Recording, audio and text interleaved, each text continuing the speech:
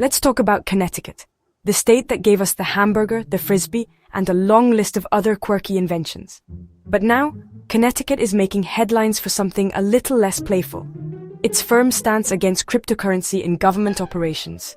While other states are experimenting with digital currencies, Connecticut is taking a very different approach, one that's all about caution and control.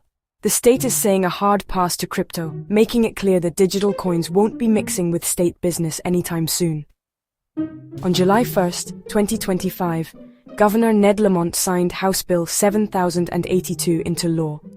With the stroke of a pen, it became official. Connecticut's government won't touch digital currencies like Bitcoin, Ethereum, or any other crypto asset. This isn't just a temporary pause or a wait-and-see approach, it's a full stop. While some states are rolling out the red carpet for crypto, hoping to attract tech startups and innovation, Connecticut is slamming the door shut. The message is loud and clear. Digital assets are not welcome in the state's official transactions. The new law forbids the state from accepting crypto for any payments. No taxes, no parking tickets, no business fees, and no government services. If you were hoping to pay your DMV renewal with Bitcoin, you're out of luck. It's a clear stance. Connecticut wants nothing to do with the volatility, unpredictability, and risk that come with digital assets. Lawmakers say they're putting stability and security first, even if it means missing out on the crypto craze. This move draws a digital line in the sand, separating the crypto-curious from the crypto-cautious. It's a bold decision that sets Connecticut apart from states like Colorado or Ohio, which have dabbled in accepting crypto for government payments. So, don't expect to pay your state fees with Dogecoin, Ethereum, or any other digital coin anytime soon. For now, it's old-school payments only. Credit cards, checks, and cash. The ban is comprehensive, covering every way the government could interact with crypto. That means no accepting, no holding, no investing, and no experimenting with blockchain-based payments in any state office. The ink is barely dry. This is brand new, and it sets a tone of skepticism about integrating digital assets into state business. Connecticut is making it clear that, for now, it's not willing to gamble with taxpayer money or public trust. Connecticut's leaders have looked at the crypto roller coaster, the wild price swings, the security breaches, the regulatory gray areas, and decided to stick with the merry-go-round. It might not be as thrilling, but it's a lot less risky.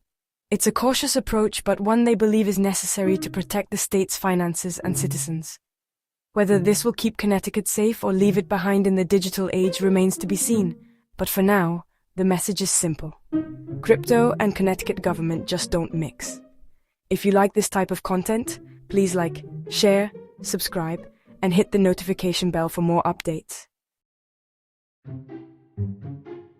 Let's break down House Bill 7082 and see what it really means for Connecticut residents, businesses, and the state government itself. This law is making headlines, but what's actually changing on the ground? First, the law draws a clear line. It bans all state agencies from accepting cryptocurrency as payment. That means if you were hoping to pay your driver's license renewal or property taxes with Bitcoin or Ethereum, you're out of luck. Your digital coins won't get you through the DMV door. The state is sticking with tried and true dollars. No digital assets, no tokens, just good old-fashioned cash or standard electronic payments. This move is about keeping things simple and stable for both citizens and government workers. But the law doesn't stop there. It goes further by putting strict limits on the state's own finances. Connecticut's treasury is now forbidden from buying, holding, or investing in any form of cryptocurrency, no matter how popular or promising it might seem. That means no state-run Bitcoin reserve, no dabbling in digital assets, and absolutely no speculative bets with taxpayer money. The vaults stay closed to crypto. The goal here is to shield Connecticut's finances from the unpredictable ups and downs of the crypto market. Lawmakers want to make sure public funds are protected from sudden crashes or wild price swings. Most of these new rules won't take effect right away. They're set to kick in on October 1st, 2025, giving state agencies and departments plenty of time to update their systems, train staff, and make a smooth transition. But it's not just government agencies that are affected. The law also tightens regulations on crypto businesses operating in Connecticut, raising the bar for compliance and oversight. Companies dealing in digital assets will face more scrutiny and stricter rules. So, this isn't just about how you pay your taxes or renew your license. It's about setting a cautious, conservative tone for the entire crypto industry within the state's borders. The message from lawmakers is loud and clear. Connecticut's government won't be experimenting with digital money, and it's not interested in the risks that come with it. If you want to use crypto, you'll have to do it outside the state's official channels. The government is drawing a firm boundary between public funds and private digital assets. This is more than just a headline or a symbolic gesture. It's a ground-sealing move that sets a precedent for how states can approach digital currencies. With House Bill 7082, Connecticut is drawing a hard line for the future, making it clear where it stands on crypto and sending a message to the rest of the country. This law didn't appear out of nowhere. House Bill 7082 was introduced in February 2025 by Representative Jason Doucette, who saw the risks of crypto and wanted to act early. The bill sailed through the legislature with overwhelming support, no nail-biting votes, just a clear consensus. Lawmakers from both parties agreed, tying state finances to crypto was too risky. For some, it was about fiscal responsibility. Why gamble public money on something so volatile? For others, it was about protecting citizens from scams and instability. The bill landed on Governor Lamont's desk, and he signed it without much fanfare. The process was swift and decisive, reflecting a unified front of caution. Connecticut's leaders wanted to keep the state out of the crypto business, plain and simple. The result, a law that puts safety and stability first. So what do the experts think? As Connecticut's new law makes headlines, legal analysts and policy experts are weighing in on what it really means for the state and the broader crypto debate. Some, like attorney Aaron Brogan, argue the law is mostly symbolic. Connecticut wasn't about to launch a state-backed crypto program anyway, and there was little momentum for such a move in the legislature or among the public. It's a bit like banning skydiving at a knitting club.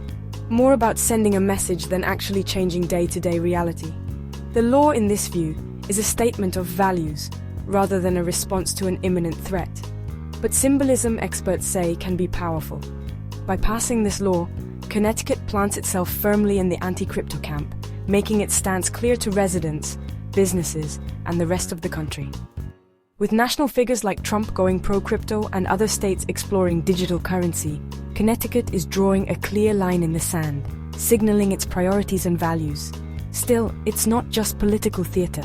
The law creates a real barrier, blocking future governors or lawmakers from launching state crypto initiatives without a major legislative reversal, which is no small feat. In that sense, it acts as a guardrail for the future, a way to ensure that any shift toward crypto would require broad consensus, not just a change in leadership or a passing trend.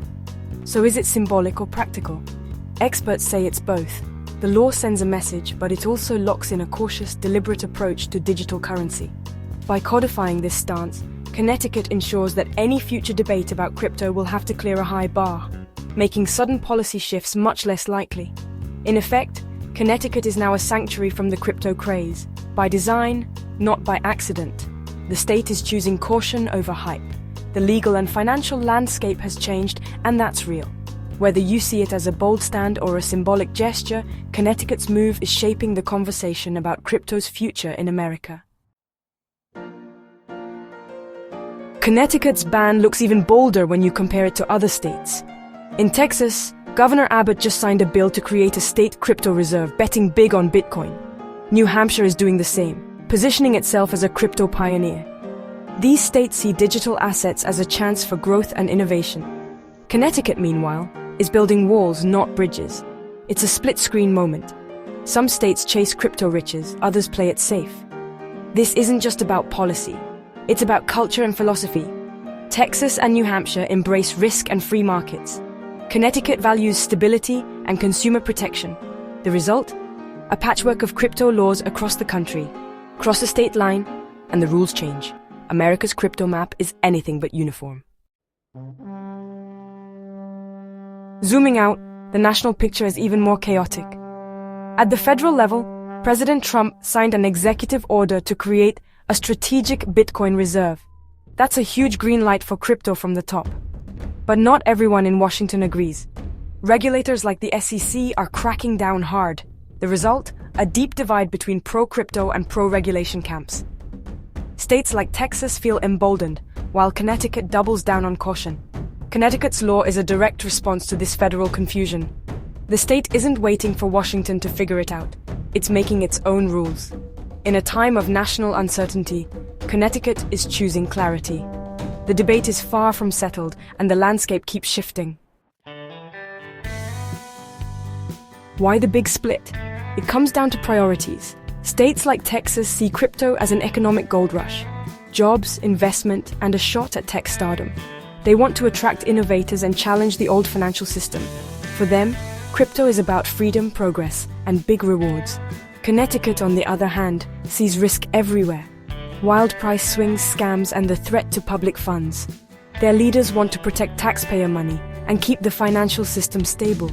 They're wary of the lack of regulation and the potential for crime. For Connecticut, the safest move is to stick with what's tried and true. It's a classic clash: innovation versus security. Each state is betting on its own vision of the future. Only time will tell who's right. For Connecticut residents, the impact is simple. Your state won't be dabbling in crypto. That means more financial stability, but possibly less innovation. Crypto fans may feel left out, and businesses might look elsewhere. Connecticut could miss out on tech jobs and growth, but it's gaining peace of mind. Nationally, this law adds to the patchwork of crypto rules. Companies now face a maze of regulations that change from state to state. Connecticut's move is a case study for other states still on the fence. Will caution pay off, or will it mean missed opportunities? The rest of the country is watching closely. So, what's next? Connecticut's law takes effect October 1st, 2025. State agencies will have to scrub crypto from their systems, no exceptions. The bigger story is the growing divide. Some states go all in, others slam the brakes. Connecticut's caution could inspire similar moves in other states. This patchwork will put pressure on Congress to create national rules. Will the country follow Connecticut's lead or Texas's? The crypto debate is just heating up, and the outcome is anyone's guess. Will risk-takers win big, or will caution prove wise? Connecticut's chapter is just one part of America's crypto story. Stay tuned. The next twist is just around the corner.